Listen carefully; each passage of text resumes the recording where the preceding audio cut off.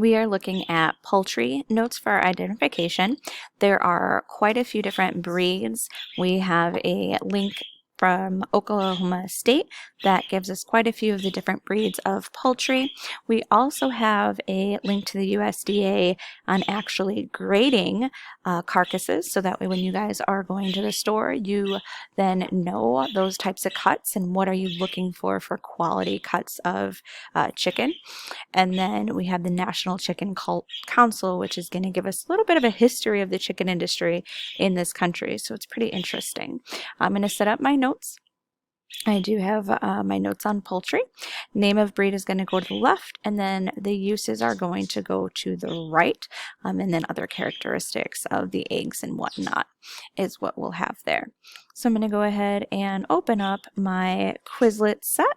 The first poultry that we're going to be looking at is going to be a type of chicken.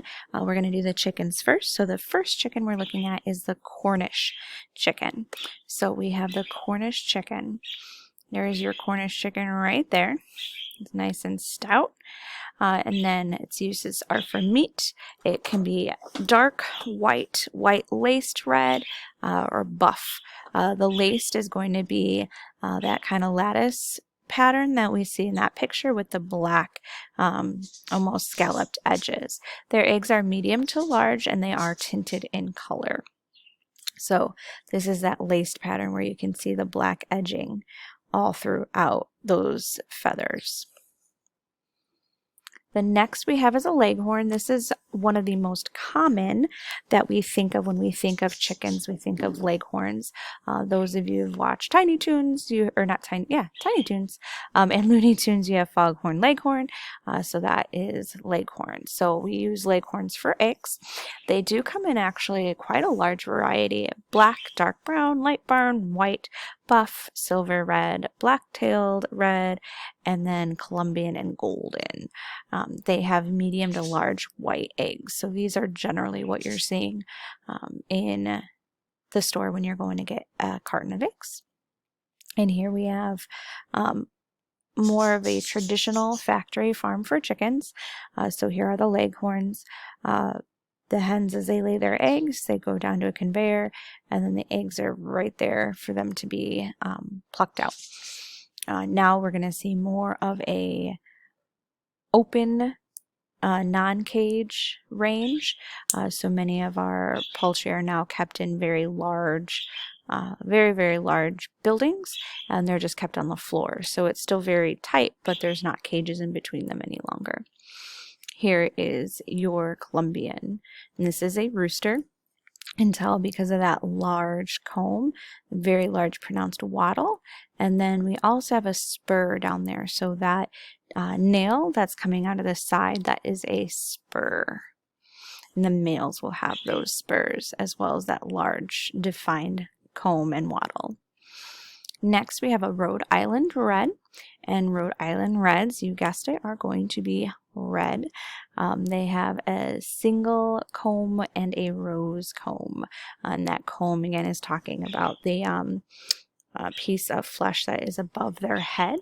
They have very large brown eggs, and we use them for both eggs and for meat. So you may see these chickens being used for, again, both meat and eggs. So here we have that comb, the wattle.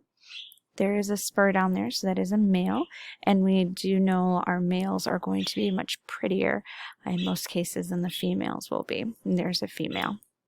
So here again is that male, that well-pronounced comb and wattle, and then we have the female. Still a comb and wattle, but not very well pronounced, and then no spur on that lane. Next, we have a Plymouth Rock. So Plymouth Rock chickens are used again for both eggs and meat.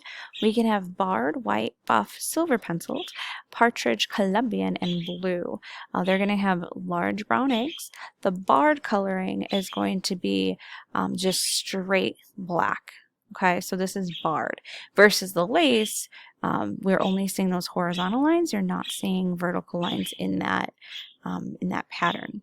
This is going to be a female, so very small comb and wattle. There's no evidence of a spur there. And then here's that male. All right, so again, very tall legs. We have a little bit of a spur right down in there, and then we have a very large pronounced comb and wattle. Next, we're going to go on to our ducks. These are not specific species, but we do know that we can harvest ducks for both eggs and for meat. So we do use eggs for both we do use ducks for both eggs and meat. Their bill, this is how we're going to be able to tell the difference between a duck and a goose. Their bill is going to be broad and flat, also very elongated.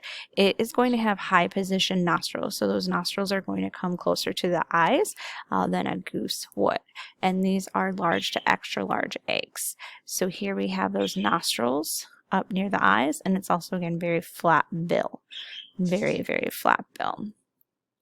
Here we have flat bill. You can hardly see, but right up there in that tip, that's where those nostrils are. Here's the male, and then here's the female. Here again, another type of duck. We have those nostrils right up at the top, a nice flat bill, very wide. You can really see that width right there. Next, we're going to go and talk about our geese. So a goose, right, is singular. So again, not specified on species because we will use a variety of different geese. So we will use them for meat. We can use them for weeding. So we'll have geese in the yard and then they'll eat the weeds. Also guarding. So geese are very territorial. If any of you have ever walked up to a whole bunch of Canadian geese, chances are you've gotten chased by them. They are very territorial, so they can be used to guard. Also foie gras, so goose liver. So if you've ever had foie gras, you are eating goose liver. Their bill now is going to be short, very close to the face, and lower position nostrils. So their nostrils are going to be closer to that rostral end of the beak or closer to the nose, right? So it'll be distal to the eyes. Their eggs are going to be large to extra large. So goose eggs will be larger than ducks. Ducks will be larger than chickens on a general note. So here we have much wider kind of bill set there. So it's more of a triangular shape. That nose, that nostril is closer again to that tip. Here we have another set of geese right here, and we can see that same similarity of a more triangular beak, letting us see that that is more of a short beak there.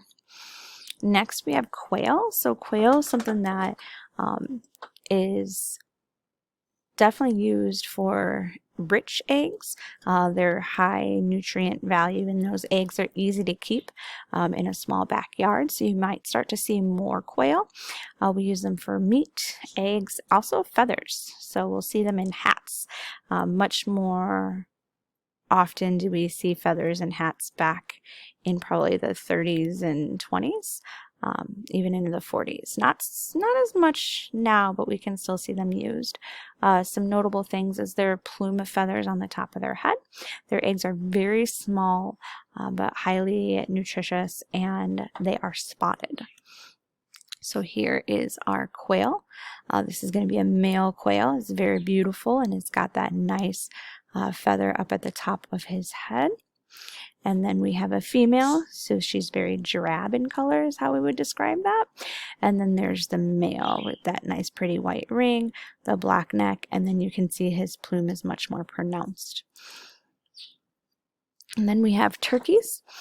So turkeys, again, a variety of species of turkeys, believe it or not. So we use them for meat. We have a white Holland, a royal palm, a Narragansett, bronze, bourbon red, black, Beltsville small white, lots of different varieties there for your turkeys. Their eggs are going to be very large, pale cream to a medium brown with some spotting there. So here is just our kind of wild turkey. So here's those two males and the females. So again, we can point out that male has a very large pronounced wattle where that female does not. Also that tail plumage. Here is the white turkey. And then here's your comparison of your eggs. So this image is going to let you see what their mass is. So we have quail, chicken, duck, and goose. And how many calories are in those eggs, the size, how much fat, and then your protein as well. And here's a live picture for you. So here's a French black copper Moran chicken, the black Spanish turkey, and then a Pekin duck. So here's those eggs variety. And that is your poultry.